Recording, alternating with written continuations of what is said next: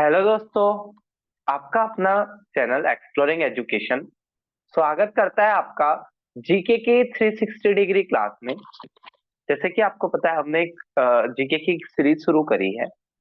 इसमें आज हमारा जो टॉपिक होगा वो होगा बुद्धिज्म।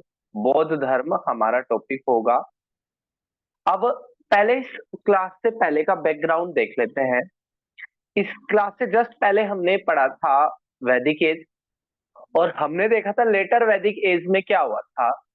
हिंदू धर्म के अंदर बहुत सारी कुरीतियां आ गई थी। जैसे कि जो वर्ण व्यवस्था थी उसका जन्म आधारित हो जाना। ब्राह्मण के घर पे पैदा होने वाला ब्राह्मण ही, क्षत्रिय के घर पे पैदा होने वाला क्षत्रिय ही कहलाया। तो एक तो वर्ण व्यवस्था का रिजिड हो जाना, महिलाओं के अधिकार कम कर देना, यानी कि वो वेद नहीं पढ़ सकती, वो शिक्षा दीक्षा नहीं ले सकती, उन पे कंट्रोल करना। साथ ही साथ जो दलित जो वर्ग है यानी कि शूद्र जो वर्ग है उसके खिलाफ नेगेटिव माहौल बनना समाज के अंदर। राजाओं का क्रूर होना। राजाओं ने धन संपत्ति शासन के लिए बहुत सारे युद्ध लड़े, यानी कि युद्ध शुरू हो गए थे पर राजाओं ने परमानेंट आर्मी रखना शुरू कर दिया था। और लोगों पे टैक्स कंपलसरी कर दिया था। किसान के खेत में हो रहा है, फसल हो रही है या नहीं हो रही है, उससे राजा को मतलब नहीं है, आपको टैक्स देना ही पड़ेगा। तो जो टैक्स अर्ली वैदिक एज में वॉलेंटरली होता था, इच्छुक होता था, आपकी मर्जी है, देना चाहते हो तो दो, नहीं देना चाहते हो तो ना दो। लेकिन लेटर वैदिक एज में क्या किया गया, उस टैक्स को कंपलसरी कर दिया। और जो सोसाइटी थी वो बहुत ज्यादा मेटेरियलिस्टिक हो गई। आयरन की खोज हुई थी जिससे कृषि का बहुत ज्यादा उत्पादन हो गया था, सरप्लस प्रोडक्शन हो गया था। तो इस और चाह और पाने की चाह ने क्या कर दिया, सोसाइटी को बहुत ज्यादा मेटेरियलिस्टिक बना दिया। धन लोलुप सोसाइटी हो गई। और वर्ण व्यवस्था के आधार पर जो शूद्र जो वर्ग था उसके खिलाफ एट्रोसिटीज बढ़ने लग गई। महिलाओं के अधिकार छीन लिए गए। इसी व्यवस्था के अंदर, ठीक है, इसी व्यवस्था के अंदर इसी के विरोध में दो नए विचार उभर कर आते हैं। एक को बोलते हैं बुद्धिज्म, बौद्ध धर्म, और एक को बोलते हैं जैनिज्म, यानी कि जैन धर्म। दोनों की जो विचारधारा थी वो वही थी, लगभग सिमिलर थी। कहना क्या था इनका? इनका कहना था हिंसा मत करो, अहिंसा का पालन करो। धन का अर्जन मत करो, धन संपत्ति के पीछे पागल मत हो। सोसाइटी में समानता रखो, कोई वर्ण व्यवस्था नहीं, कोई जाति व्यवस्था नहीं। सबको समान अधिकार दो। सबको समान साहित्य पढ़ने का अधिकार दो। महिलाओं को और ज्यादा अधिकार दो। और युद्ध ना लड़ो। ये कुछ सामान्य विचारधारा थी दोनों ही धर्म की। आज हम बात करेंगे बौद्ध धर्म की। साथ ही साथ कंपैरेटिवली मैं आपको जैन धर्म से भी जुड़ी हुई वो साथ साथ चीजें बता दूंगा। तो ये आई होप बैकग्राउंड आपको समझ में आ गया होगा। बाकी और क्वेश्चन में जो उससे जुड़ा हुआ जो भी होगा वो मैं आपको बौद्ध धर्म के बारे में बताता रहूंगा। चलो, पहला क्वेश्चन कह रहा है शैलेंद्र नाम के एक किंग थे जिन्होंने साउथ ईस्ट एशिया के अंदर 8वीं सेंचुरी में, शैलेंद्र नाम के किंग थे, और वो किसके फॉलोवर थे? तो जब हम बुद्धिज्म के बारे में पढ़ रहे हैं, बौद्ध धर्म के बारे में पढ़ रहे हैं, तो किसके फॉलोवर होंगे? बुद्धिज्म के ही फॉलोवर होंगे। तो पहले क्वेश्चन का आंसर क्या है? बुद्धिज्म। ए क्या होगा पहले क्वेश्चन का करेक्ट आंसर हो जाएगा। तो ये जो शैलेंद्र थे ये इंडोनेशिया के राजा थे। जो बौद्ध धर्म था वो जो ईस्ट एशिया के बहुत सारे देशों में फैला, जापान में फैला, म्यांमार में फैला, श्रीलंका में फैला, इंडोनेशिया में फैला। तो ये चीज आपने याद रखनी है। अब बौद्ध धर्म की भी आगे चलकर दो विचारधारा हो गई थी। एक महायान बौद्ध धर्म के अंदर भी दो डिवीजन हो गए थे, एक महायान और एक हीनयान। फर्क क्या है दोनों विचारधारा में? इसी को ही, हीनयान को ही थेरवाद भी कहते हैं। हीनयान विचारधारा को थेरवाद भी कहते हैं। तो हीनयान वो थे जो गौतम बुद्ध को एक सामाजिक सुधारक के रूप में मानते थे और उनकी मूर्ति पूजा का विरोध करते थे। उनका कहना था जी गौतम बुद्ध जो है वो एक सामाजिक सुधार है, समाज सुधारक है, समाज को सुधार रहे हैं बस, वो कोई भगवान नहीं है और उनकी मूर्ति पूजा नहीं होना चाहिए, क्योंकि गौतम बुद्ध को ये पसंद नहीं था। महायान विचारधारा, महा मतलब बड़ा, वो ये कहते थे कि गौतम बुद्ध भगवान के अवतार है और इनकी मूर्ति पूजा से मोक्ष की प्राप्ति हो जाएगी, और इसलिए इन्होंने क्या करा, इनकी मूर्ति पूजा स्टार्ट कर दिया। इस विचारधारा को महायान कहलाया। तो जो ये शैलेंद्र जो राजा थे, ये बौद्ध धर्म के अंदर महायान जो विचारधारा थी उसके फॉलोअर थे।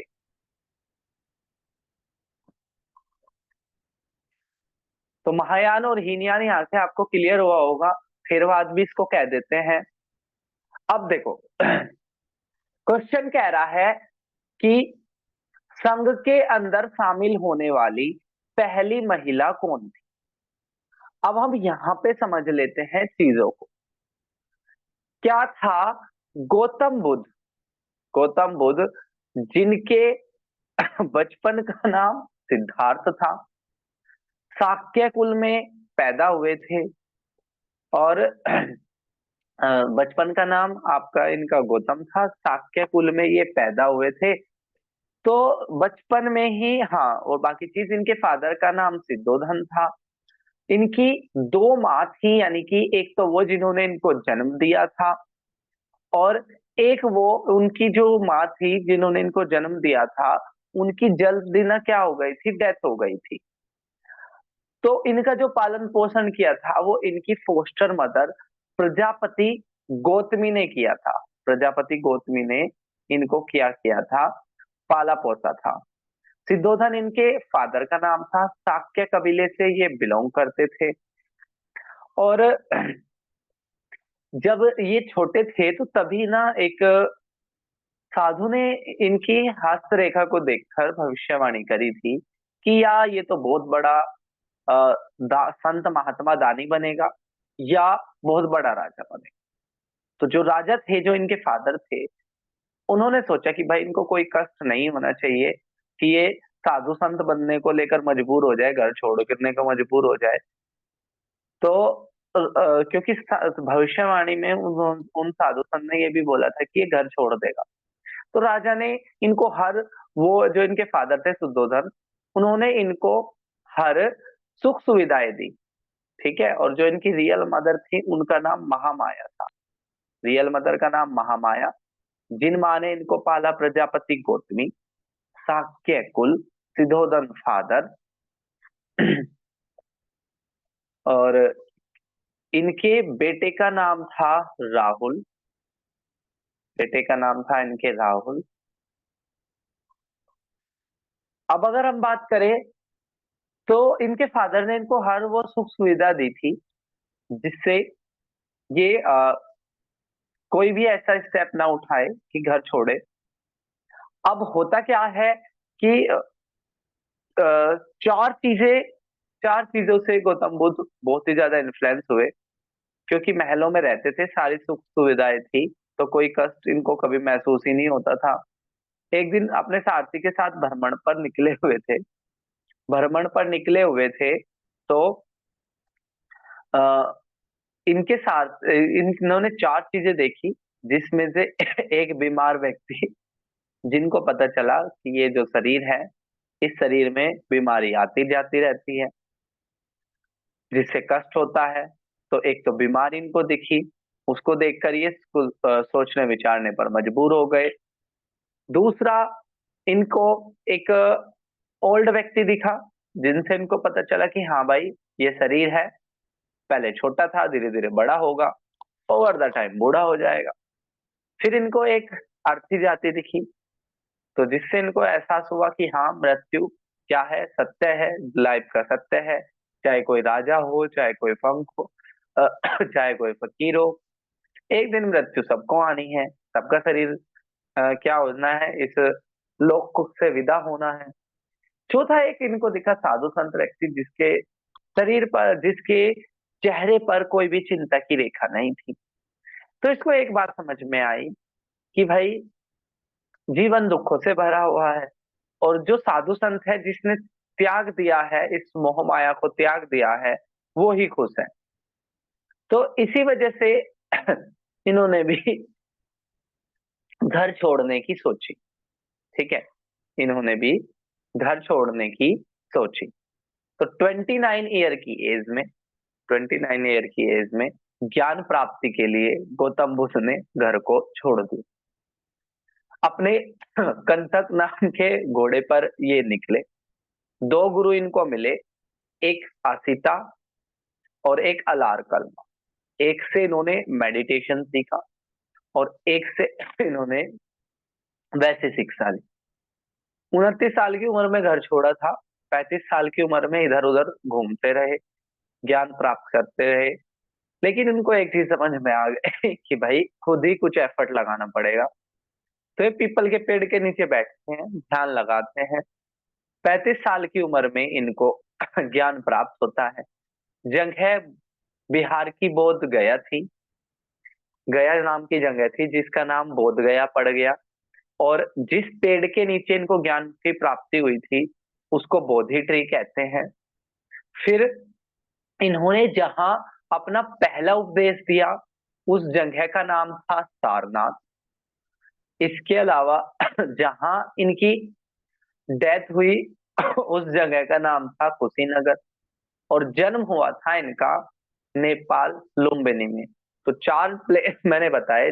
जन्म हुआ लुम्बिनी, पहला उपदेश दिया, ज्ञान प्राप्त हुआ सारनाथ में, सॉरी ज्ञान प्राप्त हुआ बोध गया में, पहला उपदेश दिया सारनाथ में, डेथ हुई कुशीनगर में। अब इन्होंने घर छोड़कर क्या बोला सभी से कि भाई संग में रहो, संग में। ठीक है, घर छोड़ दो। घर छोड़ने वाले मेल को भिक्षु कहा गया। और शुरुआत में भिक्षु या मोंक कहा गया। तो शुरुआत में क्या था, सिर्फ इस संघ के अंदर भिक्षु ही शामिल थे, मोंक ही शामिल हो सकते थे। इसमें यह था जो भी एक बार संघ में शामिल हो जाएगा उसको अपनी फैमिली से आपके अपने सारे कॉन्टेक्ट खत्म कर देने होंगे और अपना जीवन मांग कर, भिक्षा मांग कर ही गुजारना होगा, और दोबारा वो अपनी फैमिली में नहीं जाएगा। तो ये कुछ संघ के नियम थे और इसमें सिर्फ मोंक ही शामिल हो सकते थे। लेकिन इनके एक शिष्य थे आनंद। आनंद ने रिक्वेस्ट करी कि भाई संघ में महिलाओं को भी शामिल कर लो। और महिलाओं में शामिल होने वाली इनकी जो फोस्टर जो मदर थी प्रजापति गौतमी, वो संघ में शामिल होने वाली पहली क्या थी आपकी, महिला थी। ठीक है, पहली महिला थी संघ में शामिल होने वाली, कौन, प्रजापति गौतमी। चलो, अगर हम यहाँ पे बाकी ऑप्शन की बात करें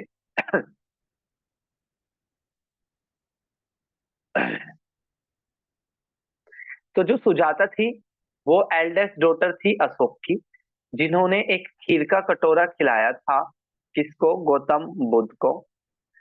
इसके अलावा जो संघमित्रा थी, संघमित्रा बौद्ध धर्म के प्रचार प्रसार के लिए श्रीलंका उनको भेजा गया था अशोक के द्वारा।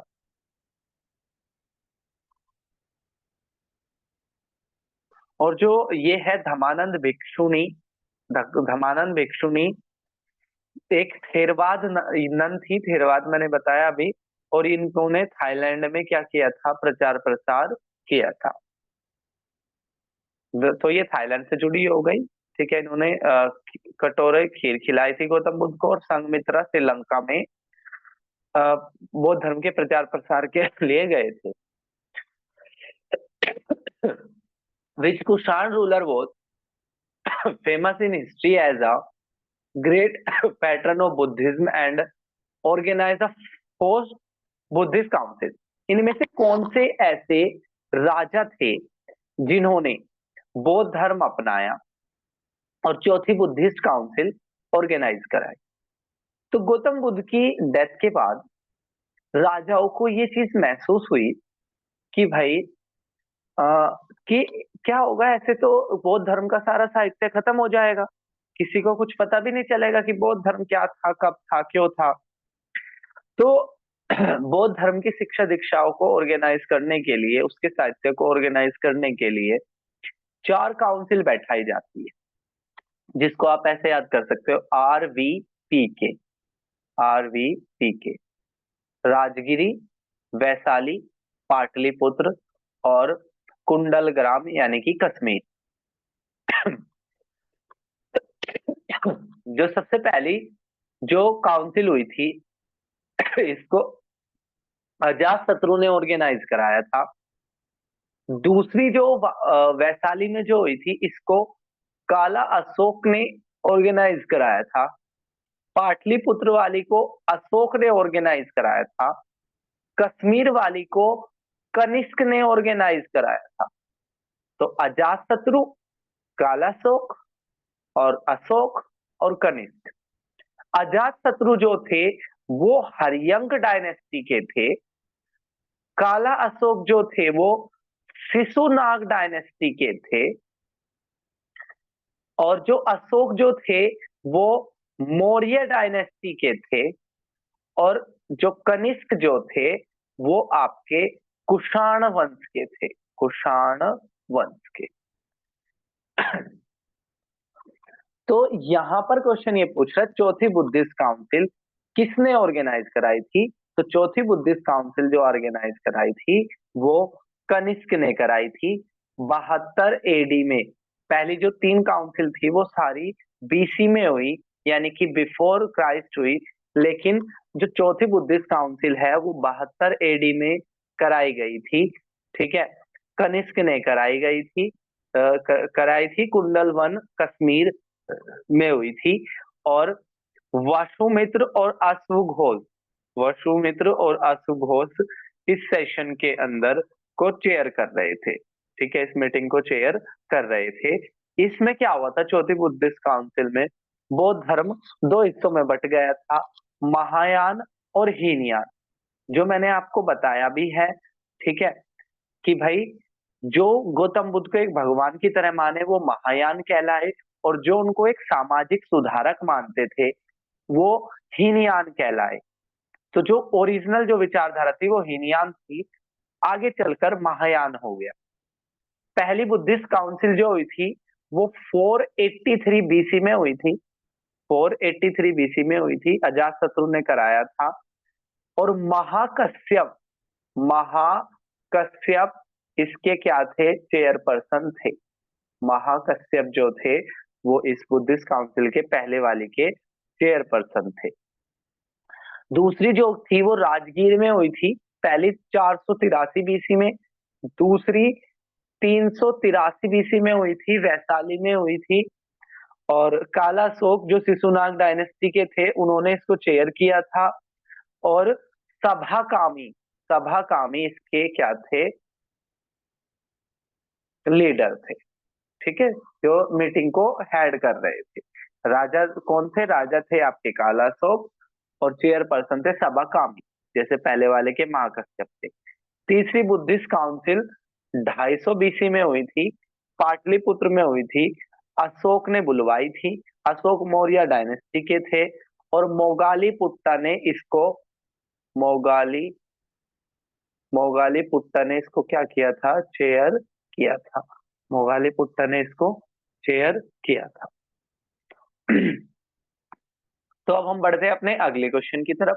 अगला क्वेश्चन कह रहा है, with reference to Buddhist architecture what does chaitya means?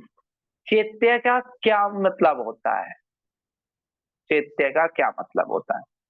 तो बौद्ध धर्म से जुड़ी हुई कुछ टर्म आपको पता होने चाहिए। जैसे चैत्य, चैत्य वो होता था जहां पर ये पूजा करते थे। ठीक है, जहां पर इन्होंने भगवान की मूर्ति रखी, उस प्रेयर हॉल को ये क्या कहते थे, चैत्य कहते थे। संघ, संघ किसे कहते थे? बौद्ध भिक्षु और भिक्षुणी घर छोड़कर, ठीक है, जहां पर रहते थे उसे संघ कहते थे, जहां परमानेंटली रहते थे उसको संघ कहते थे। अब ये भिक्षा मांग कर इनको खाना होता था। अब ये भिक्षा मांगने के लिए गए हुए हैं, शाम हो गई, बारिश हो गई, या कुछ भी ऐसी कंडीशन है कि ये वापस संघ में नहीं लौट पा रहे हैं, तो उसके लिए टेम्परेरी सेटलमेंट बने हुए थे जिन्हें विहार कहते थे। तो एक तो हो गया संघ, एक हो गया विहार। तो संघ तो हो गया परमानेंट शेल्टर हाउस और विहार हो गया टेम्परेरी। इसके अलावा अगली क्या चीज है? जब गौतम बुद्ध की डेथ हो गई तो उनकी अस्थियों को मिट्टी में रखे उनके ऊपर एक टीला बना दिया गया जिसको कहा गया स्तूप। जिसको क्या कहा गया? स्तूप। तो चैत्य प्रेयर हॉल, संघ परमानेंट शेल्टर हाउस, विहार टेम्परेरी शेल्टर हाउस, और स्तूप क्या हो गया आपका? एक टीला हो गया जहां गौतम बुद्ध के रेलिक्स थे। तो इस क्वेश्चन का जो सही आंसर हो जाएगा, इस क्वेश्चन का जो सही आंसर हो जाएगा वो हो जाएगा आपका prayer hall.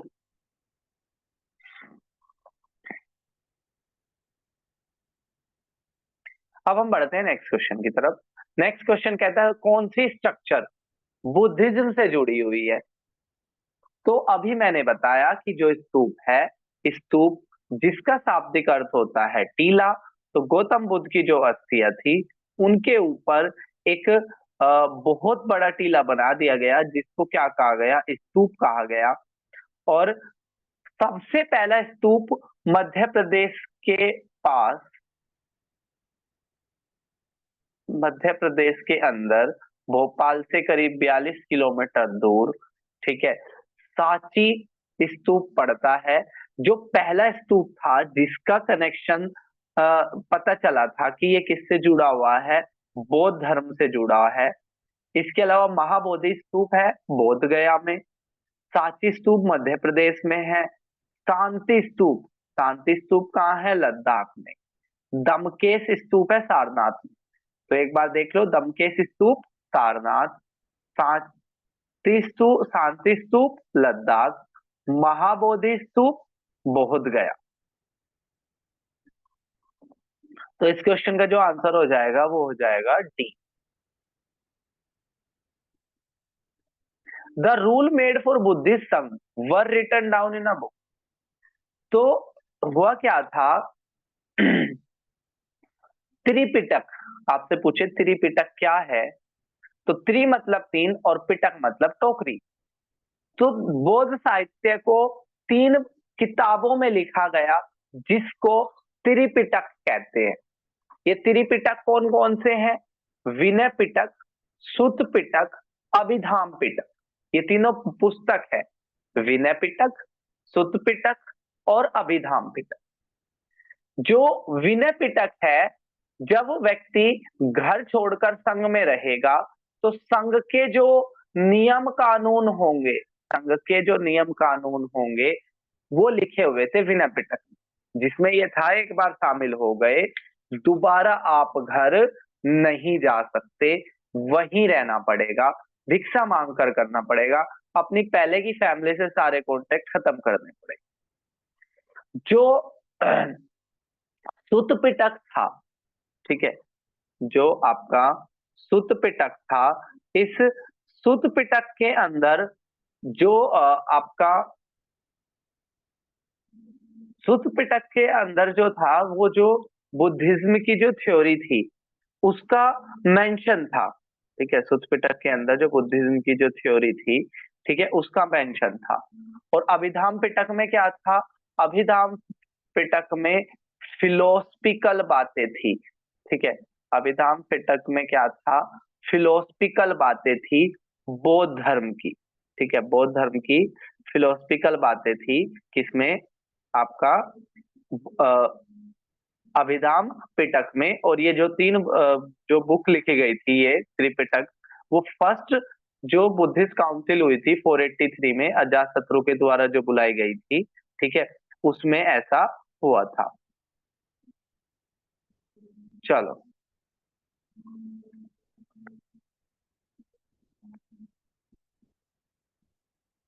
In Buddhist architecture, who among the four are the meditation cell and living quarter for monks?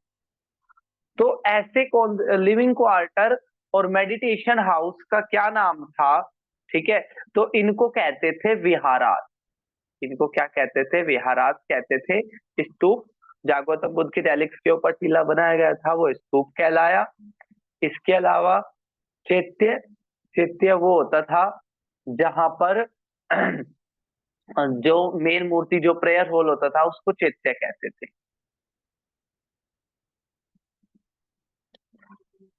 तो विहारा जो थे आपके कहाँ पर? अजंता में, एलोरा में, नासिक में, कार्ले में, कन्हेरी में, यहाँ पर आपके विहारास देखने को मिले।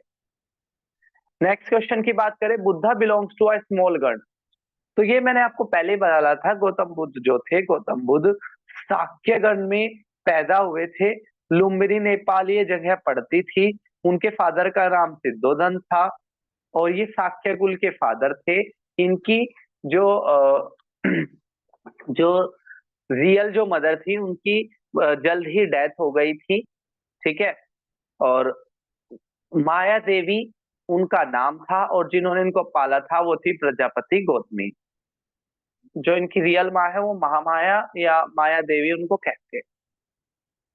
अगला क्वेश्चन है, Sanchi Stupa is located in which state? तो जो सांची जो स्तूप है, ठीक है, सांची स्तूप कहाँ पड़ता है? तो सांची स्तूप पड़ता है मध्य प्रदेश के अंदर। सी क्या हो जाएगा? इसका सही आंसर हो जाएगा, इस सांची स्तूप को मौर्य एम्पायर अशोक ने बनाया था। ये यूनेस्को वर्ल्ड हेरिटेज साइट में है 1989 में।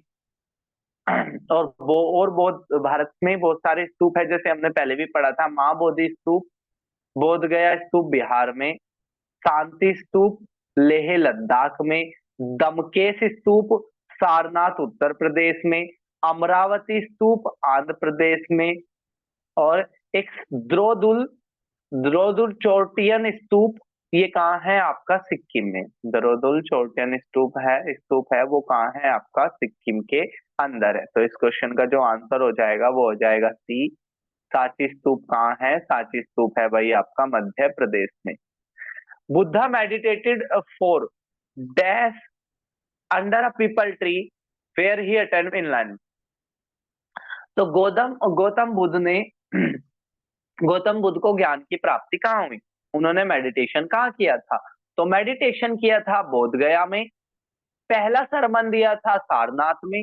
डेथ हुई थी उनकी कुशीनगर में। और सबसे ज्यादा जो उन्होंने सरमन दिए वो उज्जैन में दिए। ठीक है, जो सबसे ज्यादा जो उज्जैन जो वो दिए वो कहाँ दिए? उज्जैन में दिए। तो इस क्वेश्चन का आंसर क्या हो जाएगा? बोध गया इस क्वेश्चन का आंसर हो जाएगा। गौतम बुद्ध 563 बीसी लुम्बिनी नेपाल में जन्म हुआ था। शाक्य कुल से बिलोंग करते थे।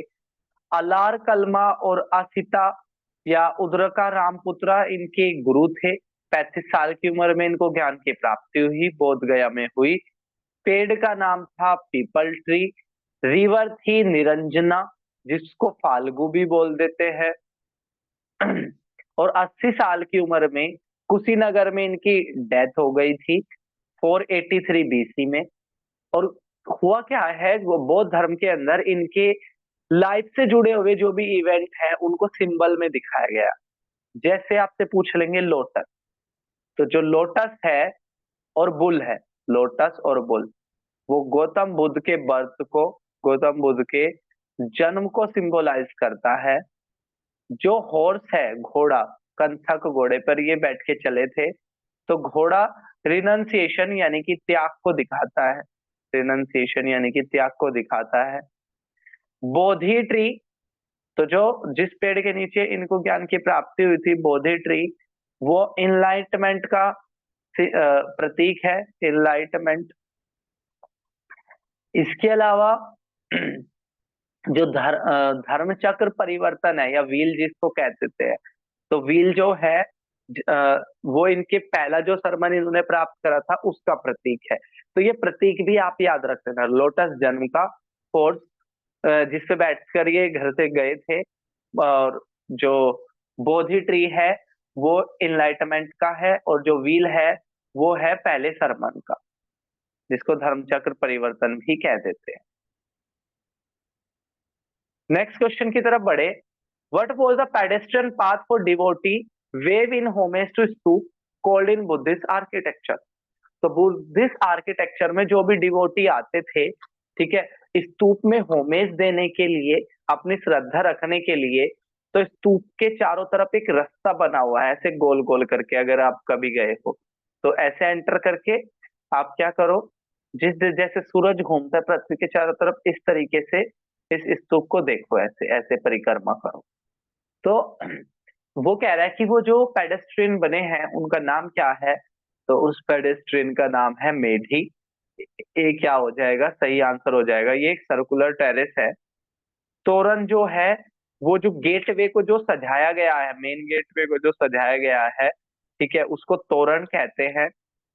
और जो ऐसे हेमिस्फेरिकल जो स्तूप बनाया गया है, गोल बनाया गया है, ठीक है, तो इसको क्या बोलते हैं? हेमिस्फेरिकल, हेमिस्फेरिकल जो ये टीला बना हुआ है उसको एंडा बोलते हैं। और इसके ऊपर एक छतरी लगी हुई है, ठीक है, जिसको छतरा बोलते हैं।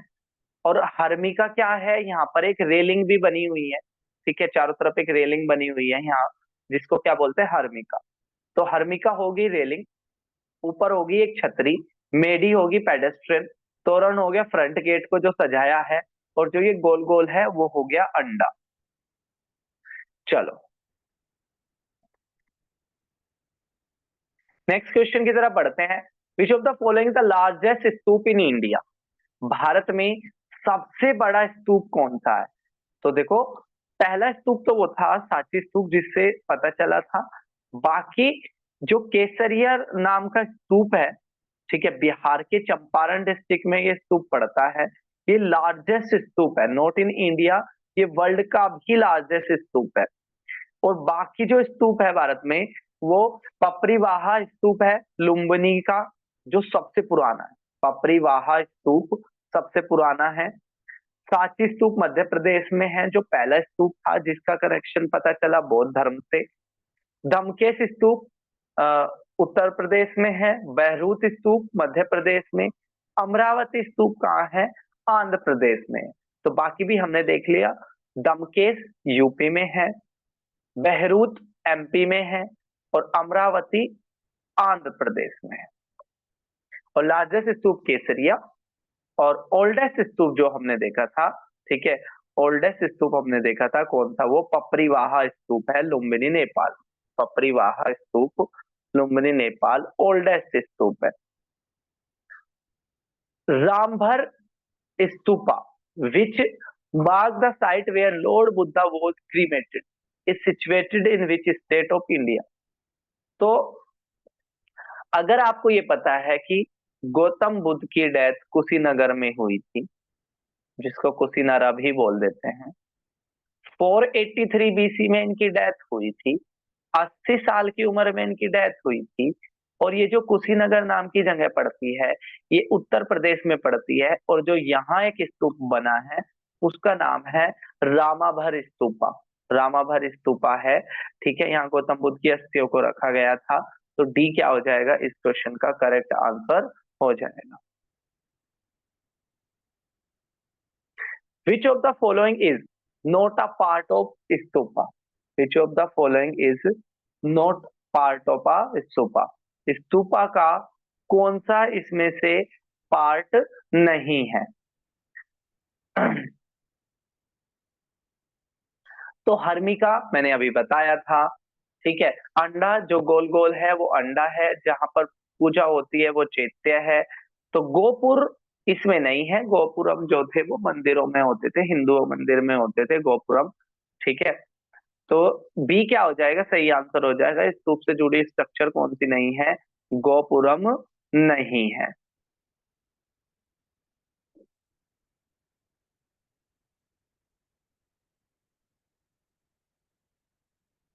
चलो, lion capital was built to commemorate the historical event of Buddha. तो देखो, जो हमने सारनाथ से, हमारा जो नेशनल एम्बलम भी है, वो तीन सिरों वाली जो मूर्ति है, वो पूछ रहा है वो गौतम बुद्ध के किस इवेंट से जुड़ा हुआ है। तो आप जानते हो गौतम बुद्ध ने अपना जो पहला सरमन दिया था वो सारनाथ में दिया हुआ था। ठीक है, तो इस क्वेश्चन का जो सही आंसर हो जाएगा वो डी हो जाएगा। पहला जो सरमन उन्होंने सारनाथ में दिया था, और 26 जनवरी 1950 को भारत ने इसको अपने नेशनल एम्बलम के रूप में छाटा था, जिसमें 4 एशियाटिक लायन हैं जो सामने से 3 ही दिखते हैं। सामने से देखोगे तो 3 ही दिखेंगे। दीनानाथ भार्गव ने इसको डिजाइन किया था भारत के नेशनल एम्बलम के रूप में। किसने? दीनानाथ भार्गव ने। नेक्स्ट क्वेश्चन की बात करें, भरूच स्तूप डेपिक्ट द जातक। तो जातक क्या होती थी? जो कथाएं होती थी, जो स्टोरीज होती थी नॉर्मल लोगों की, उनको जातक कथाएं कहते थे। तो भरूच स्तूप है जिसपे जातक कथा और कहानियां लिखी हुई है। तो भरूच स्तूप किस राज्य में है? तो जो भरूच स्तूप है वो मध्य प्रदेश में है।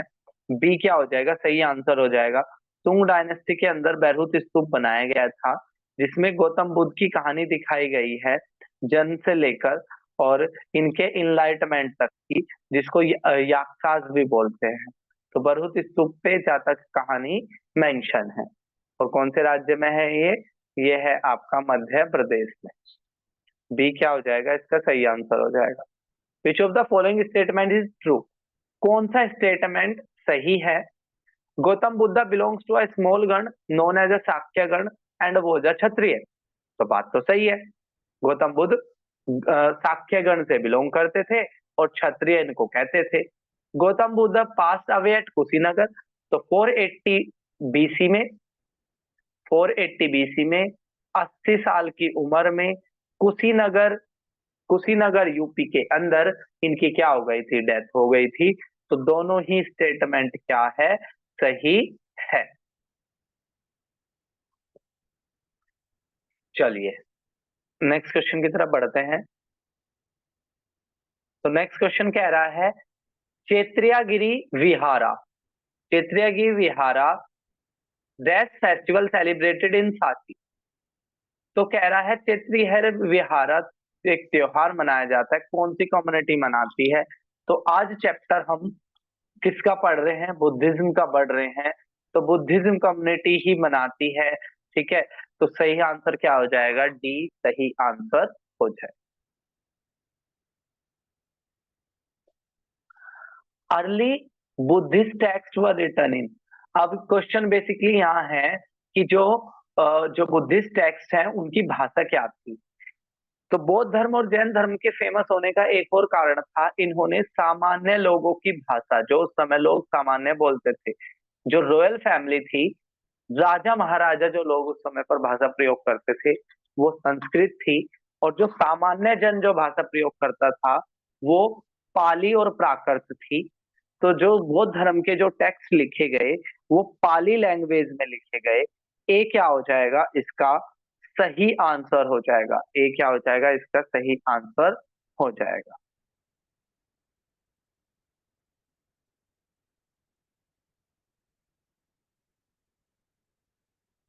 विच of the following Buddhist site is located in Uttar Pradesh? कौन सी उत्तर प्रदेश में है? तो देखो सांची तो मध्य प्रदेश में पड़ती है, अमरावती आपकी आंध्र प्रदेश में पड़ती है। ठीक है, और जो सारनाथ है, सारनाथ यूपी में है, जहां पर गौतम बुद्ध ने क्या दिया था? अपना पहला स्पीच दिया था। तो इसका जो सही आंसर हो जाएगा वो बी हो जाएगा, सारनाथ। और जो सारनाथ जो जगह है वो गंगा और वरुण रिवर यहाँ पर मिलती है। ठीक है, कौन सी रिवर सारनाथ के आसपास मिलती है? तो वरुण रिवर यहाँ पर मिलती है, ये भी आपने याद रखना है। The rule made for were written down in a book. तो ये हमने देखा था। ठीक है, क्वेश्चन कह रहा है कि भाई जो बुक थी, बुक में विनय पिटक नाम की जो बुक थी उसमें किसके नियम लिखे हुए थे? तो उसमें नियम लिखे हुए थे बुद्धिस्ट संघ के, संघ में रहने वाले मोंक और नन किन नियमों का पालन करेंगे, ये लिखा हुआ था। किसमें? बुद्धिस्ट टेक्स्ट में लिखा हुआ था, जो एक त्रिपिटक का हिस्सा है। त्रिपिटक मतलब हमने पहले भी देखा था, त्रि मतलब त्रिपिटक मतलब टोकरी। तो 3 पिटक थे, जिसमें एक था सुत्त पिटक, जिसमें गौतम बुद्ध के बारे में मेंशन था। दूसरा था आपका विनय पिटक, जिसमें बुद्धिस्ट संघ के नियम थे। तीसरा था अभिधाम पिटक, जिसमें बौद्ध धर्म से जुड़ी हुई फिलोसफिकल बातें लिखी हुई थी। तो इस क्वेश्चन का जो सही आंसर हो जाएगा वो हो जाएगा सी, बुद्धिस्ट संघ के नियम लिखे हुए थे किसमें, विनय पिटक में। Eight which of the following place did Lord Buddha give his first sermon?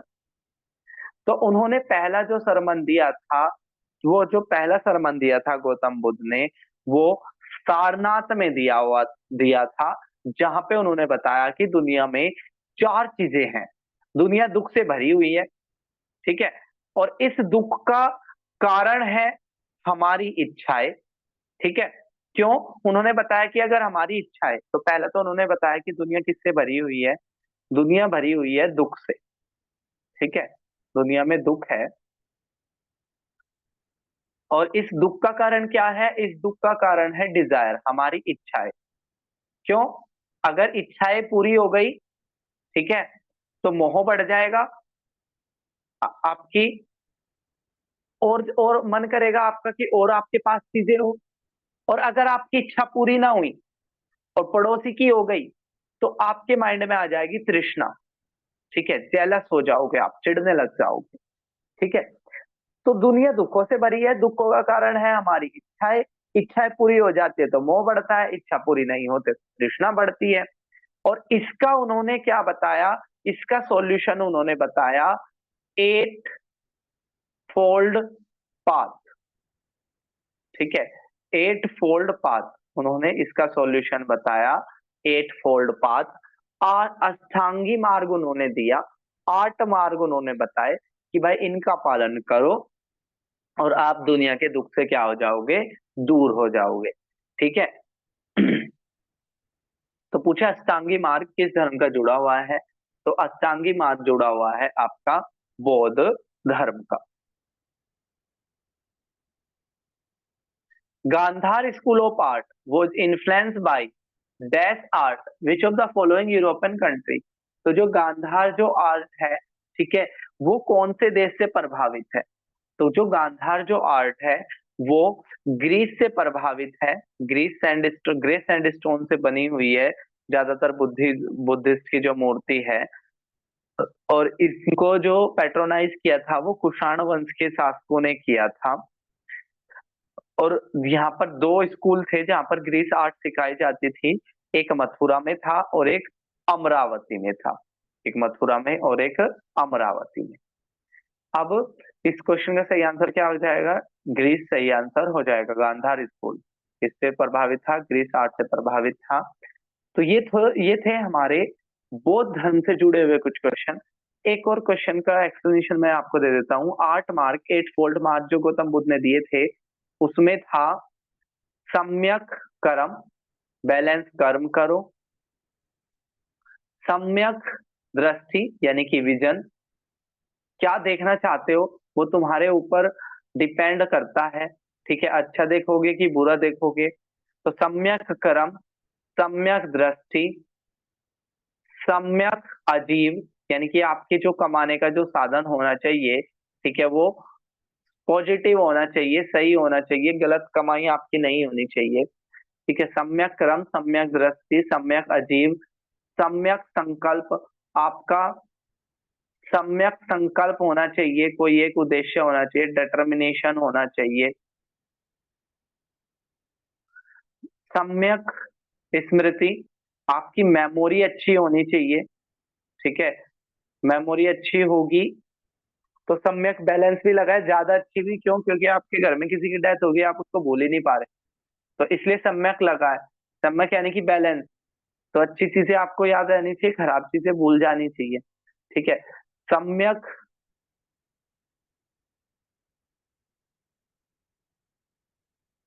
सम्यक ध्यान, तो आपने क्या लगाना है, ठीक है, मेडिटेशन भी करना है, ध्यान भी लगाना है, ठीक है। और 2 और है इसी तरीके से, सम्यक क्रम, सम्यक दृष्टि, सम्यक अजीव, सम्यक संकल्प स्मृति, ठीक है। और एक एक्सरसाइज है, ठीक है, एक एक्सरसाइज है व्यायाम यानी कि सम्यक व्यायाम, शरीर के कष्टों को दूर रखना है तो आपको क्या करना पड़ेगा, व्यायाम करना पड़ेगा, एक्सरसाइज करनी पड़ेगी। तो ये था बौद्ध धर्म से जुड़े हुए आज का लेक्चर। आपको कैसा लगा, कितने क्वेश्चन आपको आते थे? फिर मिलेंगे हम एक नई वीडियो में, तब तक के लिए टेक केयर, जय हिंद, जय भारत।